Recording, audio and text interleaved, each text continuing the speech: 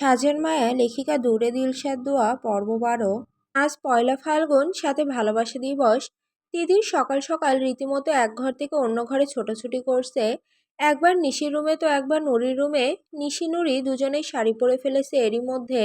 সুমি দেওয়ানি সবাইকে শাড়ি পরিয়ে দেন। এখন রিশা আর রোশনি পরছে। রাফি নিজে লাল পাঞ্জাবি পরে ফিটবাবু হয়ে বিছানায় পা ঝুলে চুইংগাম চিবুচ্ছে। সমস্যা হচ্ছে তিতির নিজের হলুদ শাড়ি কিছুতেই খুঁজে পাচ্ছে না। শাড়িটা কয়েক মাস আগে নয়ন ভাইয়া দিয়েছিল। ইন্ডিয়া গিয়েছিল বন্ধুদের সাথে ট্যুরে, সেখান থেকেই শাড়িটা তার খুবই পছন্দ। ঠিক করে রেখেছিল এই বছর পহেলা ফাল্গুনে পরে বেরোবে। তিতির ছুটে এলো নিশির রুমে। এ ঘরেই সবাই সাজগোজে ব্যস্ত। তাকে হাঁপাতে দেখে সবাই ঘুরে তাকালো। রাহেলা দেওয়ান তাকে খালি হাতে দেখে মাথা নাড়ালেন। তোর শাড়ি কই মা, এখনো আনলি না? সাজবি কখন তাহলে? তিতির কাঁদো কাঁদো মুখ নিয়ে এসে বসলো রাফির পাশে। পাচ্ছি না তো বড় মামনি, বোধহয় হোস্টেলে রেখে এসেছি। তোর তো শাড়ির অভাব নেই, আলমারি ভর্তি শাড়ি। ভাইয়া যে এত শাড়ি দেয়, কই সব? দিদির ঠোঁট উল্টালো, গোমরা মুখ করে বলল, সব পরা ছোট আপু। ওটা আমার নতুন শাড়ি ছিল, আমি ওটা পরবো ঠিক করেছিলাম। রাহেলা দেওয়ান তিতিরের মাথায় হাত বুলালেন। মন খারাপ করে না মা, তোর মামাকে বলছি এনে দিতে। এক্ষুনি এনে দেবে। তিতির সজোরে মাথা নাড়ল। না বড় মামনি, এখন কষ্ট করে মার্কেটে যাওয়ার মানে হয় কোনো? আমি আপুদের কোনো একটা পরব। রাহেলা দেওয়ান ডানে বায়ে মাথা নাড়ল।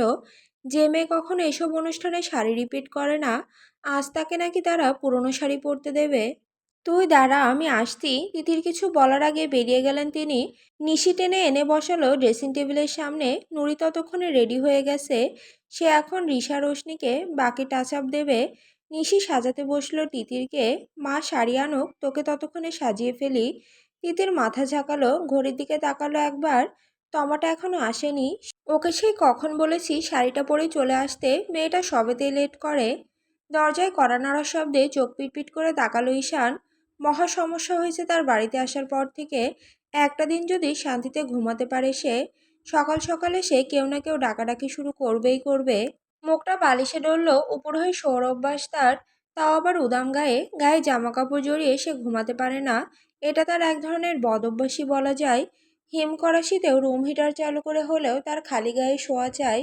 উঠে বসে পাশ থেকে হাত বাড়িয়ে টি শার্টটা জড়িয়ে নিল শরীরে। দ্রুত পায়ে এসে খুলল দরজা। মা দাঁড়িয়ে আছে। মা তাকে এ সময় ডাকার কথা না। অবাক হলো সে। সাইড হয়ে দাঁড়িয়ে ভেতরে আসার ইশারা করলো মাকে। সুমি দেওয়ান ঢুকলো রুমের ভেতর। বিছানার দিকে তাকিয়ে বুঝলেন ছেলের ঘুমের সময় এসে পড়েছেন সে। অপরাধী চেহারা করে বললেন, আব্বা ঘুমাচ্ছিলে? ঈশান চোখ ডলল, মায়ের হাত ধরে টেনে বসালো বিছানার কিনারে। কিন্তু তুমি নিশ্চয়ই কোনো দরকারে এসেছো, বলো। দাঁড়া। রাহেলা দেওয়ান উঠে গিয়ে দরজা আটকিয়ে দিলেন। তারপর আবার এসে বসলেন ছেলের পাশে। এক হাতে ছেলের এলোমেলো চুলগুলো গুছিয়ে এক পাশে ঠেলে দিলেন। তাকিয়ে রইলেন কিয়ৎক্ষণ ছেলের মুখের দিকে। আনমনে একটা শব্দ বেরিয়ে আসলো তার মুখ থেকে, মাশাআল্লাহ। আল্লাহ তার ছেলে মেয়েগুলোকে এত যত্ন করে করে বানিয়েছেন। সবকটা ছেলে মেয়েই তার রূপে গুণে অনন্য। এই যেমন ঈশানটা। পুরুষ মানুষের মধ্যে যত ধরনের সৌন্দর্য দেওয়া যায় সৃষ্টিকর্তা বোধহয় সবটা ঢেলে দিয়েছে। পুরুষ মানুষের চোখ এত সুন্দর হয়। মনের পর্দায় এবার ভেসে উঠল তিতিরের মুখখানা। আবার বুক চিরে আল্লাহর কাছে শুকরিয়া বেরিয়ে আসলো। তার ওই মেয়েটা তো সাক্ষাৎ পরী। কল্পনা করলেন ইশারার তিতিরকে একসাথে। অজান্তেই মুখে হাসি ফুটল। শাশুড়ি তার ঠিকই বলেছেন, এই দুজনকে একসাথে দেখলে গোটা দুনিয়া হাঁ করে তাকিয়ে থাকতে বাধ্য। কি সুন্দর মানাবে দুজনকে। কিন্তু যতই হোক, কথা এগোনোর আগে ঈশানের মনে কিছুটা হলেও তো তার স্পষ্ট হওয়া দরকার। তিতিরকে না হয় সে পরে ভালোবাসবে, কিন্তু আগে যে মেয়েটার কথা জানিয়েছিল, সেই মেয়ে, সেই মেয়ের কি হলো? আর যদি সেই মেয়ে ঈশানের মনে থেকেই যায়, তারপর জোর করে তিতিরের সাথে বিয়ে দিলে, যদি তার ছেলেটা, যদি তাদের মেয়েটাকে মেনে না নেয়, তার মেয়েটার জীবনও তো তখন নষ্ট হয়ে যাবে। না, মা হিসেবে এটা সে কখনো হতে দিতে পারে না। তাই পরে কষ্ট পাওয়ার থেকে তিনি তার ছেলেকে আগেই বোঝাবেন। হাত বাড়িয়ে ধরল ঈশানের হাতটা, টেনে নিজের কোলের উপর রাখলো। ঈশান চুপচাপ বসে রইল। মা কি বলতে চাই শোনার অপেক্ষায়। আব্বা, আমাকে তুই বন্ধু ভাবিস? সব সময়। তুমি ছাড়া কোথাও শান্তি আছে আমার, বলো? রাহেলা হাসলেন ছেলের কথায়। ছেলেটা তার ছোট্টবেলা থেকেই বাধ্য। মা তার বেস্ট ফ্রেন্ড। রাহেলা দেওয়ান নিজেও আজীবন চেষ্টা করেছেন ছেলে মেয়েগুলোর বন্ধু হতে। প্রথমে বন্ধু না হলে ভালো মন্দের সময় তাকে সন্তানরা নির্দ্বিধায় সব খুলে বলবে কেন? শুধু তার পেটের সন্তানটা নয়, বরং এ বাড়ির সবকটা ছেলে মেয়েই তার ভক্ত। যে কোনো সমস্যায় তাদের বড় মাকেই চাই। তাহলে আমাকে তো বললি না বাপ, ওই যে মেয়ের কথা বললি আমাকে নিয়ে আসার কথা, ওই মেয়েকে আনলি না কেন? মা, তোমাকে বললাম না সেদিন? ঈশানের কথা শেষ করতে দিলেন না তিনি, এদিক ওদিক মাথা নাড়লেন। আমি ওই কথা শুনতে চাচ্ছি না। আমাকে মিথ্যা বলতি না তো তুই আগে, আজ কেন বলছিস? ঈশান চুপ করে রইল কিছুক্ষণ, মায়ের মুখ পানে তাকালো। আমি মিথ্যা বলিনি মা, তোমার বয়স হয়েছে। এ বয়সে আমি তোমাকে, তোরা সবকটা আমার প্রাণ, তোদের এদিক সেদিক কোথাও কিচ্ছু হলে আমি টের পাই। তুই যা বলছিস তা হয়তো মিথ্যা নয়, কিন্তু ওটা আসল কথা না, সেটা আমি জানতে চাই। ঈশান কিছু বলার আগেই হাতটা টেনে নিজের মাথায় ছোঁয়ালেন। ঈশান চমকে হাত সরাতে চাইলেও সুমি দেওয়ান ছাড়লেন না, বরং স্থির ছলছল চোখ নিয়ে তাকালেন ছেলের দিকে। আমার কসম বাপ, কি হয়েছে বল? ঈশান মায়ের হাত টেনে এনে চুমু দিল একটা। তোমাকে চিন্তা দিতে চাইনি আমি মা, তাহলে বল সবটা। ঈশান মুচকি হাসলো। তার মা সবটা না শুনে মোটেই হার মানবেন না, এটা সে খুব ভালো করে জানে। ভালো মতো ঘুরে বসলো মায়ের দিকে, মায়ের হাতটা নিজের হাতের মুঠোয় নিয়ে খুলে বলল সবটা। সুমি দেওয়ান কপাল কুঁচকে আগ্রহ নিয়ে শুনল সবটা। ঈশান থামলো, দুজনেই দীর্ঘশ্বাস ফেললো।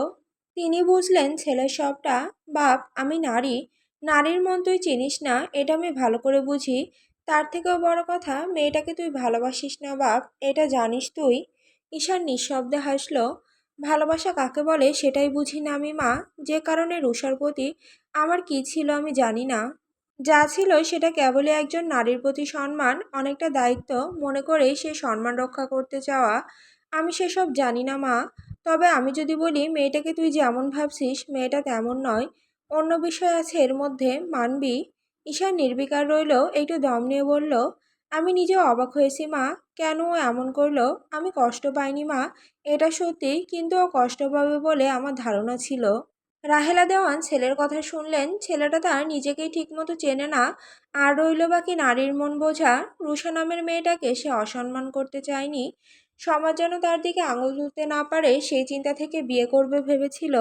মনে মনে খুশি হলেন তিনি, অনেকটা নিশ্চিন্ত হলেন বলা যায়। আল্লাহ যা করেন ভালোর জন্য করেন, কথাটা পদে পদে সত্য। এই যেমন মেয়েটা হুট করে সরে না গেলে তার ছেলেটাকে সে কি কখনো তিতিরের বিষয়টা স্বাভাবিকভাবে বলতে পারতেন? পারতেন না, মাঝখান থেকে সবটা এলোমেলো হয়ে যেত। তার শাশুড়ি মা মনে প্রাণে চাইতেন তিতিরকে ঈশান বিয়ে করুক। অন্যদিকে ঈশান নিজে তো রুষাকে কথা দিয়েছে, রুষার জীবনটা নষ্ট হতো। আব্বা, আমি তোকে আমার পছন্দে বিয়ে দেব, করবি? ঈশান হাসলো। করব, সময় হোক। সুমি মুখ গোমড়া করে মাথা নাড়ল। হুম, সময় হোক না, আমি পছন্দ করব মানে আমি যখন বলবো তখনই। ঈশান স্বাভাবিক মুখে বলল, মা, বললেই কি বিয়ে করা যায়? একটু সময় দরকার। যে লাইফ পার্টনার হবে তার সাথে তো মনের মিলটা থাকতে হবে। হুট করে একজনের সাথে কি সারা জীবন থাকার সিদ্ধান্ত নেওয়া যায়? মুখ ভার করে ফেললেন রাহেলা। ঈশান মাকে আগলে ধরল। এতটুকু জানার জন্য আমাকে অসময়ে টেনে তুললে মা, এটা ঠিক না কিন্তু। সুমি দেওয়ান সোজা হয়ে বসলেন এবার। বিয়ের বিষয় ধীরে সুস্থে তুললেও চলবে এখন, অন্য কাজে এসেছি। তুই এখন একটু বেরোবি, আমাকে একটা জিনিস এনে দিতে হবে। ঈশান স্বীকার করলো, কি আনতে হবে? রাহেলা দেওয়ান আবদারের গলায় বলল, একটা লাল টুকটুকে শাড়ি। ঈশান সাথে সাথে ভ্রু কুঁচকে ফেলল। শাড়ি কার জন্য? তিতির। মা, আমি যাব এখন শাড়ি কিনতে, তাও ওর জন্য। ওর শাড়ি নেই, তাছাড়া নিশিনুড়ি তো আছেই। শোন না বাপ, মেয়েগুলো সাজগোজ করছে, মার্কেট কি বেশি দূরে? বাইকটা টান দিয়ে যাবি, নিয়ে চলে আসবি। মায়ের যুক্তি ভালো লাগছে না তার একদম। সকাল সকাল ঘুম থেকে তুলে তাকে পাঠানো হচ্ছে ওই বিচ্ছুটার জন্য শাড়ি কিনতে। অসম্ভব মা, আমি কখনো মেয়েদের কিছু কিনেছি নাকি? আমি বুঝি নাকি এসব? আর তাছাড়া এবাড়ির মেয়েদের শাড়ির অভাব মা। রাহেলা দেওয়ান এত সহজে হাল ছাড়ার মানুষ নয়। মেয়েটাকে কখনো কোনো অনুষ্ঠানে এক শাড়ি দুবার পরাইনি আমি। এবারের শাড়িটাও হোস্টেলে রেখে এসেছে। আর আমার মেয়ে পুরান শাড়ি কেন পরবে? টাকার অভাব তোদের? বাড়ির মেয়েকে একটা নতুন শাড়ি এনে দিতে পারছিস না? ঈশান মহা বিপদে পড়ে গেছে। এসব কি সে বলেছে নাকি? সে এনে দিতে পারবে না এটা বলেছে শুধু? সে এসব বোঝে নাকি? মা, রাগ করছো কেন? আমি বললাম। থাকুক, বলতে হবে না তোর, আমি যাচ্ছি কিনতে। নেহাত কোমরের ব্যথাটা বেড়েছে, আর তোর বাপ চাচারা কেউ বাসায় নেই। নয়নটাকেও নিয়ে গেছে কি কাজে, না হলে তোকে বিরক্ত করতাম না। মা রাগ করে উঠে যেতে ঈশান হাত টেনে বসালো, আবার জড়িয়ে ধরলো মাকে। রাগ করছো কেন? আমি যাচ্ছি। তবে তোমাদের পুতুলের পছন্দ না হলে আমার দোষ নেই কিন্তু। রাহেলা দেওয়ান বিজয়ের হাসি হাসলেন। সে জানতো ছেলেটা তার কথা ফেলবে না। ঈশানের হাতে শাড়ির আজকে পরাবে তিতিরকে। দুজনের মধ্যে আগে একটু ভাব ভালোবাসা তৈরি করে দিতে হবে, না হলে হুট করে একে অপরকে মানবে না এরা। তুমি যাও, আমি ফ্রেশ হয়ে বেরোচ্ছি। ঘন্টাখানেক লাগবে নিয়ে আসতে, চলবে? রাহেলা দেওয়ান মাথা হেলালেন, চুমু খেলেন ছেলের কপালে। মা উঠে চলে যেতেই দুহাতে কপাল ঘষল ঈশান। দ্রুত পায়ে ফ্রেশ হতে গেল। কি যে সমস্যায় ফেলা হয় তাকে, সেই শাড়ির কি বোঝে। ফ্রেশ হয়ে বেরিয়ে শার্টটা গায়ে জড়িয়ে বাইকে চাবি হাতে বেরিয়ে গেল। অনিমাকে কি ডাকবে? না থাক, এরা আরেক ঝামেলার মানুষ, তিল থেকে তাল বানাবে। তারপর সব কটা মিলে তাকে উঠতে বসতে টিস করবে। দরকার কি? তার থেকে নিজেই কিছু একটা পছন্দ করে আনলেই হবে, না পছন্দ হলে নাই। তমা একদম রেডি হয়ে এসেছে। মেকআপের বাকি টাচ আপটা নিশি আপু করে দেবে। ড্রয়িং রুমে এসে এদিক সেদিক দেখলো, কাউকে একটা খুঁজছে দু চোখ। তমা, এসেছিস মা? তমা পেছন ফিরে তাকালো। ছোট বউ রিনা দেওয়ান হাতে থালা বাসন নিয়ে রান্নাঘর থেকে বেরিয়েছেন। হ্যাঁ ছোট মা, মাশাল্লাহ কি সুন্দর লাগছে তোকে। যা উপরে যা, তিতির তোর উপর খুব রেগে আছে কিন্তু। এত দেরি করলি কেন? মা বাজারে গেছিল, তুষারটা একা ছিল। মা ফিরলে তারপর আসলাম। ওপরে গিয়ে পুতুলের রাগ ভাঙা গিয়ে, না হলে কিন্তু ঘোরাঘুরি মাঠে মারা যাবে। তমা একগাল হেসে সায় দিল তার কথায়। ওপরে যাওয়ার জন্য পা বাড়াতেই আবার ফিরে তাকালো। কাউকে খুঁজছিস তমা? তিতির ওপরে। তমা আমতা আমতা করলো খানিক। ছোট মা, আর কাউকে দেখছি না তো। নিশিরা সবাই ওপরে, আর তো চাচারা অফিসে। ও, আর নয়ন ভাই? ছোট গিন্নি উত্তর দেওয়ার আগেই সাথে সাথে আবার বলল, মানে নয়ন ভাই, রাফি, ঈশান ভাই ওরা পাঞ্জাবি পরবে না? রাফি তো রেডি হয়ে বসে আছে দেখ গিয়ে। ঈশানটা কি এক দরকারে বের হলো মাত্র, আর নয়ন অফিসে গেছে। তো আমার মনটা খারাপ হলো। আজকের দিনে আবার কিসের অফিস? কোথায় ভাবলো একটু মানুষটার সাথে ঘুরতে পারবে আজকে। এত সুন্দর করে শাড়ি পরলো সে, কাকে দেখাতে? তাকেই তো। তা বলদ লোকটা টের পেলে তো? পাত্তাই দেয় না কখনো। এত সুন্দর করে সেজেগুজে ঘুরঘুর করে এ বাড়িতে, কখনো চোখ তুলে দেখবে, তবে তো টের পাবে। মেজাজটাই খারাপ হয়। তমা মন খারাপ করে উঠে গেল তিতিরের কাছে। দরজায় তোমাকে দেখেই কুসুম ঠেলে দিল তিতির। তেতে উঠল এক প্রকার। মহারানীর আসার সময় হয়েছে তাহলে। তমা জানতো এমনই হবে। অসহায় মুখ বানিয়ে দুহাত বাড়িয়ে এগিয়ে এলো বান্ধবীর রাগ ভাঙাতে। তিতির সেজেগুজে বসে আছে, শাড়ি পরেনি এখনো। সুমি দেওয়ান বলে গেছেন শাড়ি আনতে পাঠিয়েছে, কিছুক্ষণের মধ্যে চলে আসবে। নিশি নুরি সবাই প্রায় তৈরি। এখন রিশা, রোশনি আর তমাকে রেডি করলেই তিতিরের শাড়ি চলে আসলে জাস্ট শাড়িটা পরাবে, ব্যাস। নয়নের কল ভেসে উঠল নুরির ফোনে। 2 মিনিট কথা বলে তাকালো সবার দিকে। ভাইয়া একটু অপেক্ষা করতে বলেছে, একা বের হতে নিষেধ করেছে, আসছে। তমার মনটা নিমিষে ভালো হয়ে গেল। যাক, দিনটা মাটি হবে না অন্তত। প্রতি বছর এই দিনে সবকটা মিলে ঘুরতে বের হয়। নয়ন অবশ্য নিয়ে যাই। শাড়ি পরে এমন পরীর মতো বোনদের সে মোটে একা ছাড়তে রাজি নয়। এলাকার বদ কিছু ছেলেপেলের কাজই মেয়েদের পেছনে লাগা। আর যাই হোক, দেওয়ানবাড়ির মেয়েদের তারা অসম্মান করবে না। তারপরও মেয়েগুলো বড় হয়েছে, সাবধান থাকা উচিত। তাই ভাই হিসেবে এটা তার দায়িত্ব। দোকান থেকে বেরিয়ে বাইকের সামনে এসে দাঁড়ালো ঈশান। সানগ্লাসটা চোখে পড়লো, তাকালো এক নজর হাতের প্যাকেটটার দিকে। লাল টুকটুকে একটা শাড়ি। সে বোঝে না এসবের। তাদের পরিবারের মেয়েরা যেখান থেকে কেনাকাটা করে সেখান থেকে দামে একটা শাড়ি নিয়েছে সে। শাড়ি না চিনলেও খুব বুঝতে পারছে শাড়িটা দারুণ। বাইকে চাবি লাগিয়ে উঠে বসলো, প্যাকেটটা ঝুলালো সামনে। না চাইতেও চোখের সামনে ভেসে উঠল তিতিরের মুখটা। বাচ্চা বাচ্চা মুখ, শরীরটাও পুরো বাচ্চার মতোই লাগে। সে নাকি পরবে শাড়ি, তাও লাল শাড়ি। কেমন লাগবে তাকে? কল্পনাই ভেসে উঠল অপূর্বা এক রূপ। খারাপ না বোধ হয়। হাত ঘড়িতে সময় দেখলো একবার, 11:15 বাজে। এরই মধ্যে বেশ কয়েকবার মায়ের ফোন এসেছে। শাড়িটা কিনেছে শোনার পরই ক্ষান্ত হয়েছে সে। জোরে সোরে বাইক ছাড়লো সে। শাড়িটা পৌঁছে না দেওয়া অবধি মাটা তার শান্তি দেবে না। রাহেলা দেওয়ান শাড়িটা নিয়ে তিতিরের কাছে আসলেন, সযত্নে পরিয়ে দিলেন। সোভান আল্লাহ, ছেলেটার রুচি আছে। ঘরের বাদবাকি সবাই মুগ্ধ হয়ে তাকিয়ে আছে তিতিরের দিকে। জীবন্ত এক পুতুল তাদের চোখের সামনে, সাক্ষাৎ পরী একটা। রাহেলা দেওয়ান জড়িয়ে নিলেন মেয়েকে। ইস, কারো নজর না লাগুক আমার মেয়েগুলোর। একগাল হেসে আয়নায় তাকালো তিতির।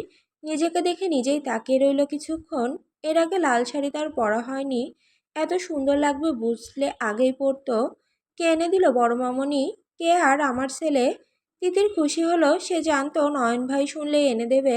আর কোনো প্রশ্ন না করে এক এক করে সবাই বের হলো। নুরি জানালো নয়ন ভাই আজ তাদের পার্কের দিকে যেতে বলেছে।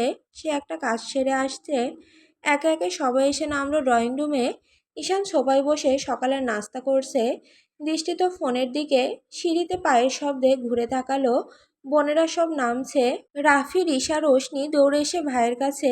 মাশাল্লাহ, আমার বোনগুলো তো এক একটা পরি লাগছে। ভাইয়া আর আমি। রাফি গাল ফুলিয়ে জিজ্ঞেস করলো। ঈশান গাল টেনে ধরলো তার। তুইও কি পরি হতে চাস? হো হো করে হেসে উঠল বাড়ির সবাই। রাফি লজ্জা পেল, মুখ লুকালো ভাইয়ের ঘাড়ে। বারবি, আসতে নাম। প্রতি বছর এই দিন তুই একবার হলেও আছড়ে পড়িস কিন্তু। মোটেই না, এবার পড়বো না। ঈশান গলার আওয়াজে ঘুরে তাকালো। একটা হার্টবিট মিস হলো যেন। সবাই নিচে এসে দাঁড়িয়েছে। সবারই নজর সিঁড়ি থেকে দ্রুত পায়ে নেমে আসে এক কিশোরীর পানে। ঈশানের মনে হলো এ এক রাজপরী। লাল টুকটুকে শাড়ি গায়ে জড়ানো। মোটেই বাচ্চা লাগছে না, বরং নারী শরীরের ছাপ স্পষ্ট ফুটে উঠেছে শরীরে। সম্পূর্ণ এক নারী লাগছে একদম। ভুবন মোহিনী রূপ সে নারীর। খোলা আঁচল এক হাতে তুলে দিল ঘাড়ের ওপর। দু হাতে শাড়ির কুচি ধরল উঁচু করে। এক প্রকার নাচতে নাচতে নামছে যেন। হাত ভর্তি চুড়ি ঝনঝন করছে। আঁচল তুলে দেওয়ায় উন্মুক্ত ধবধবে ফর্সা লতানো কোমর দৃশ্যমান হলো ঈশানের চোখের সামনে। হাতে থাকা কফির কাপ কেঁপে উঠল। ঈশান চোখ সরাতে পারলে না। তিতির অস্থির ভঙ্গিতে হাতে থাকা কানের দুল জোড়া বাড়িয়ে ধরল ছোট মার দিকে।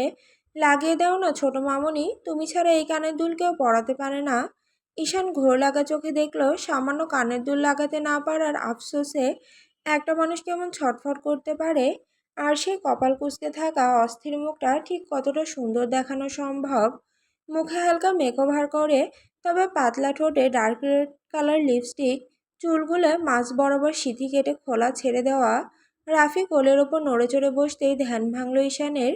চোখ সরিয়ে নিল তিতিরের ওপর থেকে। হ্যাঁ রে বাপ, নয়নটা অফিসে আটকে গেছে। মেয়েগুলোকে একা ছাড়া।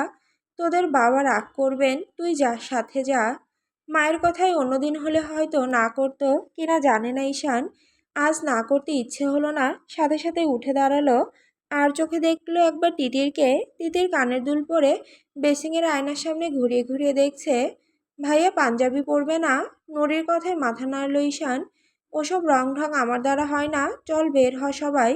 ঈশানকে আর কেউ ঘাটালো না, সাথে যাচ্ছে এই তো অনেক। নিশি নুরি দুজনেই তাকালো রাহেলা দেওয়ানের দিকে। রাহেলা দেওয়ান চোখ টিপল। বাঁকা হাসলো দুবোন। বড় মাজা বোঝাতে চাইছেন বুঝলো দুজনেই। একটু আগে তিতির আর ঈশানের কথাটা বলেছে তাদের দুজনকে। নিশি প্রথমে ভয়ে ভয়ে চমকালেও খুশিতে রীতিমতো পাগল প্রায় দুজন। তাদের বারবি বউ হবে, তাও আবার তাদের বড় ভাইয়ের, ভাবা যায়। যদিও নুরি গম্ভীর হয়ে আছে শোনার পর থেকেই। নয়ন জানলে কি রিয়াকশন দেবে জানে না সে, বুঝতে পারছে না কিছু। তবে যতটুকু বুঝেছে মোটামুটি হাতের বাইরে সবটা। দিদা যখন একবার ভেবেছে, তার আর কারোর কিছু বলার থাকবে না। দীর্ঘশ্বাস ফেলল সে। যা হওয়ার সেটা হবেই। গাড়ি বের করতে এগিয়ে গেলেই চিৎকার করে উঠল তিতির। গাড়িতে যাব না আমরা? তিতিরের চিৎকারে মুখ গম্ভীর করে তাকালো ঈশান। গাড়িতে যাবি না, যাবি কিসে? এই রোদে রাস্তায় রাস্তায় হাঁটবি? তিতির মুখ বাঁকালো। কিছু জানেন না আপনি ঈশান ভাই। আজকে রিকশায় ঘুরে মজা, বাইকও চলে। নয়ন ভাই থাকলে এসব ভাবতেই হতো না। কথাটা বলে ঘুরল নুরির দিকে। আপু, নয়ন ভাইয়াকে কল দাও তো, আসতে বলো জলদি। ঈশানের মেজাজ খারাপ হলো। সব কাজ বাদ দিয়ে এদের রং ঢঙে সায় দিয়ে সাথে বেরিয়েছে, অথচ এখন অন্যজনের না পেয়ে জপক করা হচ্ছে। ধমকে উঠল তিতির এর দিকে তাকিয়ে। তোদের না হয় কাজ কারবার নেই, কেউ করলে সেটাও সহ্য হয় না দেখছি। তিতির মুখ ভেঙচি দিয়ে সরে দাঁড়ালো। এগিয়ে গেল রাস্তার দিকে, হাত বাড়িয়ে রিক্সা দাঁড়া করালো। একটাতে নিশি, রিশা আর রোশনিকে তুলে দিল। অন্যটাতে নুরি, তামা আর রাফি। তিতির মুখ গোমড়া করে অন্যদিকে ঘুরে দাঁড়িয়ে আছে। এগিয়ে গিয়ে রিকশায় উঠতেই বুঝতে পারল বাদ আছে সে আর ঈশান। মৃদু আর্তনাদ করে উঠল, আমি তোমার সাথে যাব। তবে ততক্ষণে বাকি রিকশা দুটো অনেকটা পার হয়ে গেছে। তিতির কাঁদো কাঁদো চোখে তাকিয়ে রইল ঈশানের দিকে। আজকে মজাটাই গেল জলে। এই লোকটার সাথে এক রিকশায় ধুর স্ট্যাচু হয়ে সারা রাস্তা বসে থাকা ছাড়া আর কোনো কাজ থাকবে না নিশ্চিত। তিতির গাল ফুলিয়ে বসে রইল। ঈশান উঠে বসলো রিকশায়। শরীরে ছোঁয়া লাগতেই সিটকে সরে বসতে চাইল তিতির। সাথে সাথে রিকশা চলতে শুরু করায় কাত হয়ে গেল অনেকটা। ঈশান দ্রুত হাতে জড়িয়ে ধরল কোমর। উন্মুক্ত কোমরে পুরুষালী ঠান্ডা হাতের ছোঁয়ায় শিরশির করে উঠল পুরো শরীর। কেঁপে উঠল পুরো। এত নড়াচড়া না করে চুপচাপ বসে থাকা যায় না। তিতির ঈশানের ধমকে কিছু বলল না, বলতে পারল না আর কি। সে তো শ্বাস আটকে বসে আছে। ঈশান এখনো হাত সরায়নি কোমর থেকে, বরং আরও টেনে কাছে এনে বসালো। ছোট্ট সিটে স্বাস্থ্যসম্মত শরীরের ঈশানের সাথে বসতে তিতিরকে মোটামুটি গায়ে গা লাগিয়ে বসতে হলো। এক বিন্দু দূরত্ব নেই। তিতির রোবটের মতো সোজা হয়ে আছে, শরীর শক্ত করে। ঈশান ভাই। ঈশান কপাল কুঁচকে তাকালো তিতিরের দিকে। তোতলাচ্ছিস কেন? আপনার হাতটা। ঈশান বুঝতে পারল এতক্ষণে, ঝট করে সরিয়ে নিল হাতটা। সাথে সাথে তিতির আবার ভারসাম্য হারালো খানিকটা। তবে এবার তিতির নিজেই খামছে ধরল ঈশানের উরু। ঈশান বুঝলো মেয়েটার অসুবিধা। চেপে বস, হাতটা ধরে রাখ, পড়ে যাবি। তিতির নিজেও বুঝলো সেটা। খানিক সময় দ্বিধা করলো, কাপা হাতে জড়িয়ে ধরল ঈশানের বাঁ হাতটা। ফুল ফুটুক আর না ফুটুক, আজ বসন্ত। কথাটার সাথে আশেপাশের পরিবেশ একদম মিলে যাচ্ছে। গোটা রাস্তায় লাল হলুদ শাড়ি পাঞ্জাবি পরে জোড়ায় জোড়ায় বিভিন্ন প্রেমিক প্রেমিকারা হেঁটে যাচ্ছে। রাস্তায় সারি সারি ফুলের দোকান, উপচে পড়া ভিড়। সেই সব দোকানে আবহাওয়া স্বয়ং আজ এই সবে স্বাদ দিচ্ছে। মেঘলা আকাশ, ঠান্ডা বাতাস বইছে। আশেপাশে ফুলের ঘ্রাণে মমা করছে পুরো। এসবের সাথে পাল্লা দিয়ে দোলা দিচ্ছে দুটো মানব মনে। শিহরণ বয়ে যাচ্ছে পুরো শরীর জুড়ে। এই স্পর্শ, ধরন, মানুষ, সবটা নতুন। তিতির এক হাতে আষ্টে পিষ্টে ধরে আছে ঈশানের হাতখানা। প্রথমে খেয়াল না হলেও একটু পর ঈশান টের পেল কারোর একজনের হৃদস্পন্দনে ধুকপুকানি। বোধগম্য হতে খানিক সময় লাগলো। বিষয়টা মাথায় খেলতেই নিজের মাথার ভেতর খানিক ফাঁকা হয়ে গেল বোধ হয়। সাথে জোরালো হলো এবার নিজের হৃদয়ের ঝড়। তিতির হাত জড়িয়ে থাকায় ঈশানের বাহুর সম্পূর্ণ আছে তিতিরের বক্ষজোড়ের বাঁ পাশের ওপর। সেখানটায় নরম অংশের নিচে ঝড় তুলেছে হৃদয়খানা। ঈশান চাইলেও পারছে না হাতটা সরিয়ে নিতে। মেয়েটা কি বুঝতে পারছে না ঈশানের হাতের অংশ তার শরীরের কোন অংশের উপর? পারছে না কি? তিতির রীতিমতো ঘামছে। ছেড়ে দিলেই পড়ে যাবে সে। এর আগে কখনো রিকশায় উঠে এমন অবস্থায় পড়তে হয়েছে বলে মনে তো পড়ে না। দু একবার নয়ন ভাইয়ের সাথে উঠেছে। নয়ন ভাই এতটা স্বাস্থ্যবান না হওয়ায় স্বাভাবিক দূরত্বে বসতে পেরেছে দুজন। তাছাড়া কই কখনো তো নয়ন ভাইকে ছুলে এমন অনুভূতি হয়নি। ভাইয়ের হাত ধরতে আনিজি হওয়ার কথা তো নয়। ঈশানও তো ভাই, তাহলে আজ এমন হচ্ছে কেন তার সাথে? রাস্তার ঝাঁকিতে এক প্রকার যাতা অবস্থা দুজনের।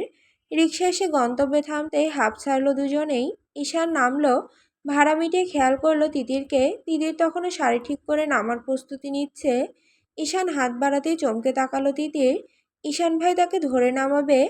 হাঁ করে তাকিয়ে না থেকে হাতটা ধর, আমি একাই পারবো। অযথা কথা না বাড়িয়ে যা বলছি কর। শাড়ি পেঁচিয়ে পড়ে গেলে কোলে করে ঘুরবো তোকে নিয়ে। ঈশানের ধমকার কথা বাড়ালো না তিতির। কাপা হাতটা বাড়িয়ে দিল ঈশানের দিকে। সযত্নে নামালো তাকে। নিশি নুরিরাও নেমে দাঁড়িয়ে আছে একটু দূরে। নিশি তাগাদা দিয়ে সব কটাকে নিয়ে ঢুকে গেল পার্কে। তিতির আহত চোখে তাকিয়ে রইল সেদিকে। আজকে এই লোকের পাল্লায় পড়ে সব মজায় নষ্ট। এর সাথে সাথে চলা মানে তিতিরের আরও একটা কারণে মনটা খারাপ। তার হাতে পায়ে কোথাও ফুল নেই। মানা যায় ঈশানকে বলবে সে, কিন্তু সাহস পাচ্ছে না।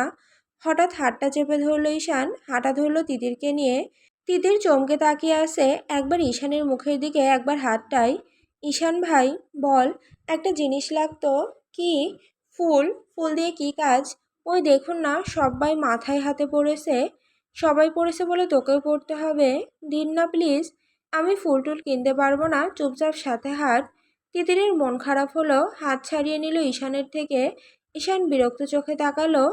কি সমস্যা তিতির? বললাম তো ঝামেলা না করে রাস্তা পার হব, চল। তিতির ফুঁসে উঠল, আমি নয়ন ভাইয়াকে কল করব। ভাইয়া থাকলে আমাকে মুখ ফুটে বলতেই হতো না, কখনো বলতে হয়নি। ঈশানের ইচ্ছে হলো থাপ্পড় মারতে মেয়েটার গালে। সারাক্ষণ তার সামনে অন্যের নামে তসবি পড়ে। অসহ্যকর একটা মেয়ে, কিছু বলতেও পারছে না। নেহাত বাইরে এসেছে তাই, তাছাড়া পরে এসেছে শাড়ি, তাকানো যাচ্ছে না। পারছে না তাকাতে, সে তাকালেই ভুলে যাচ্ছে আশেপাশের সব। সব কেমন ঘোলা হয়ে আসছে। সামনের ওই লাল শাড়ির নারীটা ছাড়া এ বড় কঠিন অত্যাচার